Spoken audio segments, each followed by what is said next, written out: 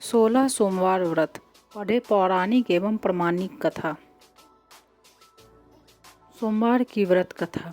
एक समय श्री महादेव जी पार्वती के साथ भ्रमण करते हुए मृत्यु लोक में अमरावती नगरी में आए।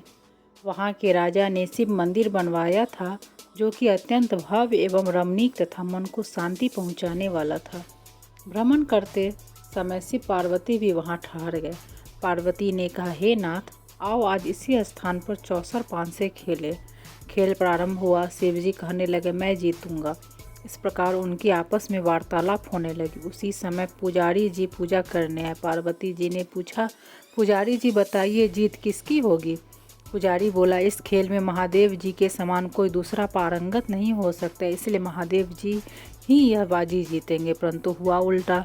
जीत पार्वती जी की हुई था। पार्वती जी ने पुजारी को कोढ़ी होने का श्राप दे दिया कि तूने मिथ्या भाषण किया है। अब तो पुजारी कोढ़ी हो गया।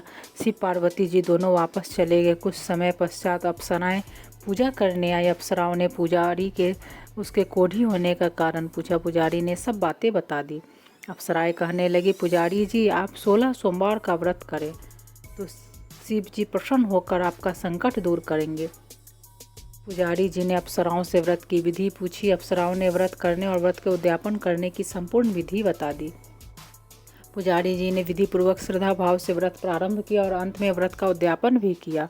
व्रत के प्रभाव से पुजारी जी रोग मुक्त हो गए। कुछ दिनों बाद शंकर पार्वती जी पुनः उस मंदिर में आए तो पुजारी जी को रोग मुक्त देखकर पार्वती ने पूछा, मेरे दिए हुए श्राप से मुक्ति पाने का तुमने कौन सा उपाय किया?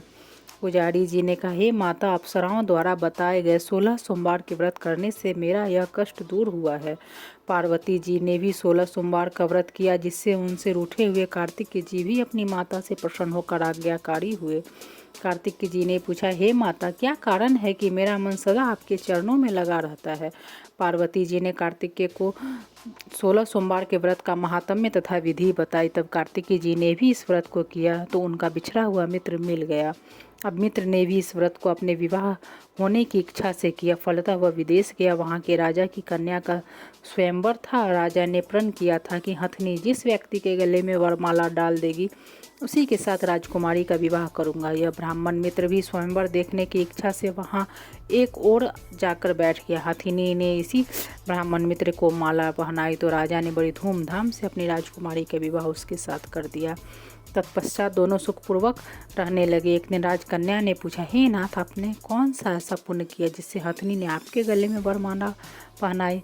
ब्राह्मण पति ने कहा, मैंने कार्तिक जी के द्वारा बताए गए अनुसार 16 सोमवार का व्रत पूर्ण विधि विधान सहित श्रद्धा भक्ति से किया, जिसके फल के कारण मुझे तुम्हारी जैसी सौभाग्यशाली पत्नी मिली। अब तो राजकन्या ने भी सत्यपुत्र प्राप्ति के लिए व्रत किया और सर्वगुण संपन्न पुत्र प्राप्त किया। बड़े होकर पुत्र ने भी राज्य प्राप्ति की कामना से 16 सोमवार का व्रत किया। राजा के देवलोक होने पर इसी ब्राह्मण कुमार को राजगद्दी मिली। फिर भी इस व्रत को करता रहा। एक दिन उसने अपनी पत्नी से पूजा सामग्री शिवालय ले चलने को कहा, परंतु उसने पूजा सामग्री अपनी दासियों द्वारा भिजवा दी। जब राजा ने पूजन समाप्त किया तो आकाशवाणी हुई कि हे राजा, तुम इस पत्नी को त्याग दो, नहीं तो राजपाट से हाथ धोना पड़ेगा। प्रभु की आज्ञा मानकर उसने अपनी पत्नी को महल से निकाल दिया। तब वो अपने भाग्य को कोसती हुई बुढ़िया के पास गई और अपना दुखड़ा सुनाया। बुढ़िया को बताया, मैं पूजन सामग्री राजा के कहे अनुसार शिवालय में नहीं ले गई तो राजा ने मुझे निकाल दिया।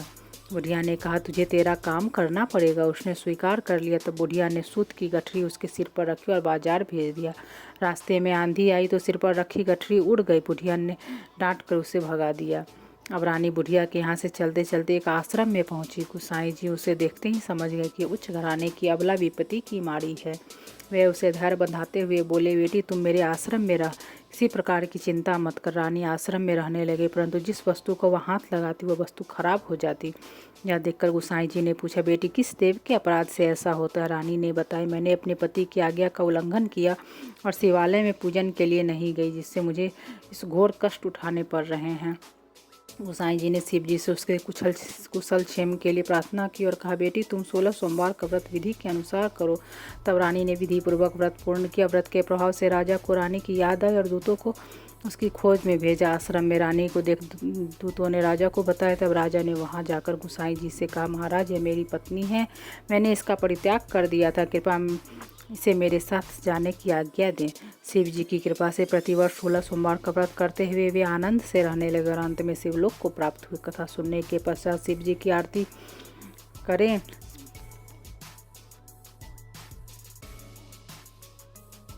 सोमवार की व्रत की विधि और उद्यापन इस प्रकार है। 16 सोमवार का व्रत रखने के लिए पहले सोमवार से शुरू करें और 16 सोमवार तक लगातार व्रत रखें। प्रत्येक सोमवार को सुबह जल्दी उठकर स्नान करें, भगवान शिव और पार्वती की पूजा करें और व्रत कथा सुने। व्रत का उद्यापन 16वें सोमवार के बाद 17वें सोमवार को करें। उद्यापन में सिर्फ पार्वती जी की विधिवत पूजा, हवन, ब्राह्मणों को भोजन एवं दक्षिणा देना शामिल है। व्रत विधि संकल्प। पहले सोमवार को व्रत का संकल्प ले। पूजन में शिव पार्वती जी की प्रतिमा स्थापित करें, उन्हें स्नान कराएं, वस्त्र आभूषण और फल अर्पित करें एवं फूल अर्पित करें। पूजा सामग्री भगवान शिव को बेलपत्र, भांग, धतूरा, सफ़ेद चंदन, रोली, अष्टगंध, इत्र और नैवेद्य में आधा सेर गेहूं का आटा घी में भूनकर गुड़ मिलाकर अर्पित करें।